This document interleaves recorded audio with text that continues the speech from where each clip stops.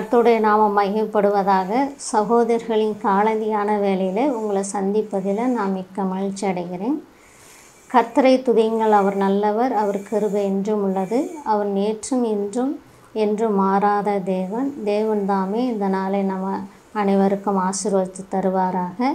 இன்றைக்கு நம்மளுடைய சிந்தனைக்கு யோவான் 16:13, சத்திய ஆவியாகிய அவர் வரும்போது சகல சத்தியத்துக்குள்ளும் உங்களை நடத்துவார். தேவன்தான் நம்மளை அனைவரையும் நடத்தி கொண்டு போகக்கூடிய தேவனாக இருக்கிறார். அன்றைக்கு பிதாவாகிய தேவன் இஸ்ரவேல் ஜனங்களை வழி நடத்தினார். சகல சத்தியத்துக்குள்ளும் அவங்கள வழி நடத்தி கொண்டு வந்தார். ஆண்டவராகிய இயேசு கிறிஸ்துவும் வழி நடத்தினார்.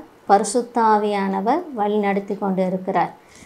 இன்றைக்கு நம்மளை பரிசுத்த ஆவியானவர் ஒவ்வொரு நாளும் நடத்தி கொண்டு வருகிறார். நம்ம என்ன செய்யணும் என்ன செய்யக்கூடாதுங்கிறத ஒவ்வொரு நாளும் நம்மளை நடத்தக்கூடியவராக இருக்கிறார். எப்படின்னா, நம்ம வேத வசனத்தை வாசிக்கும் பொழுது எதை செய்யணும் எதை செய்யக்கூடாதுங்கிறத பரிசுத்த ஆவியானவர் நம்ம கூட பேசக்கூடியவராக இருக்கிறார்.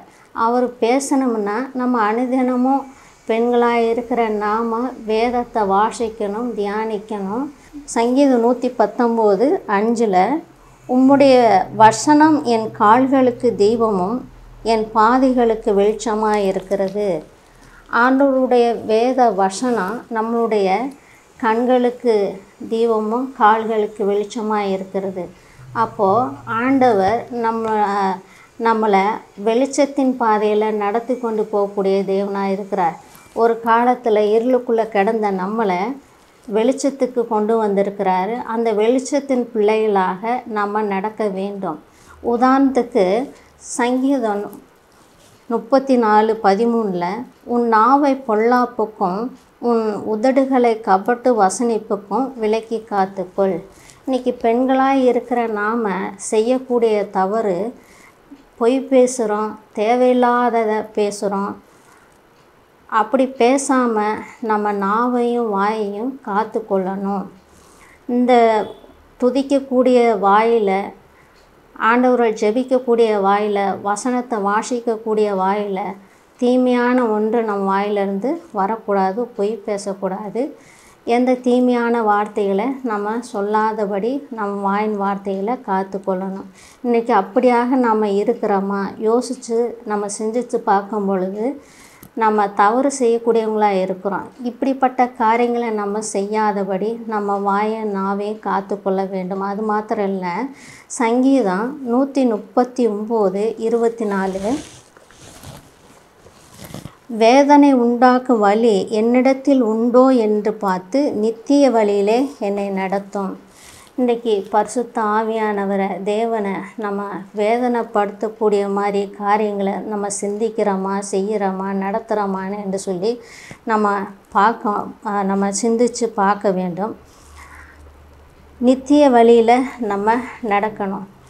அப்போ நித்திய வழியில் வேதனை உண்டாக்கும் வழி உண்டோ என்று பார்த்து நித்திய வழியில் நடத்தும் என்று சொல்லி வேதனை உண்டாக்கக்கூடிய வழியில் நம்ம ஆண்டவரை துக்கப்படுத்தாமல் வேதனைப்படுத்தாமல் நம்ம நடக்கக்கூடாது. ஆண்டவர் வேத வசனத்தை கொண்டு நம்ம பேசும் பொழுது ஆண்டவர் நம்மளை நடத்தக்கூடியவராக இருக்கிறாரு.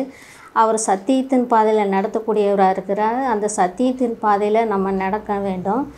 தேவனுடைய பிள்ளைகள் அவரு வேதனைப்படுற மாதிரி துக்கப்படுற மாதிரி ஒரு காலத்தையும் நம்ம சிந்திக்கவோ செயல்படவோ நடக்கவோ கூடாது.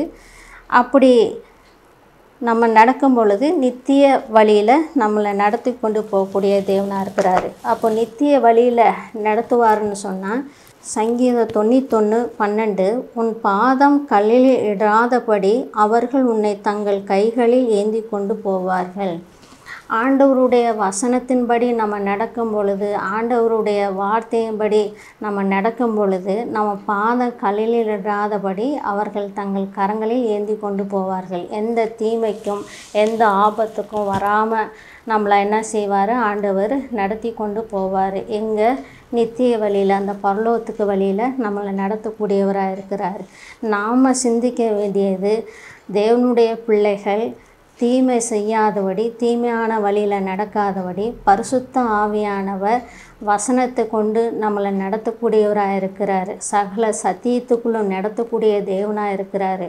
இன்றைக்கு சத்தியத்துக்குள்ளே நம்ம நடக்கிறோமா, நம்ம தீமையான வழியில் நம்ம போய் கொண்டு இருக்கிறோமா அப்படிங்கிறத சிந்தித்து, நீங்களும் நானும் யோசித்து சிந்தித்து, தேவனை துக்கப்படுத்தாதபடி, தேவனை வேதனைப்படுத்தாதபடி, ஆண்டவருக்கு உண்மையாக நேர்மையாக பரிசுத்த பாதையில் அவர் சொல்லுகிற வழியில் நம்ம நடக்கும் பொழுது உங்களையும் என்னையும் ஆண்டவர் நடத்துவார். தேவன் தாமே ஆசீர்வதித்து தருவாராக. ஆமென்.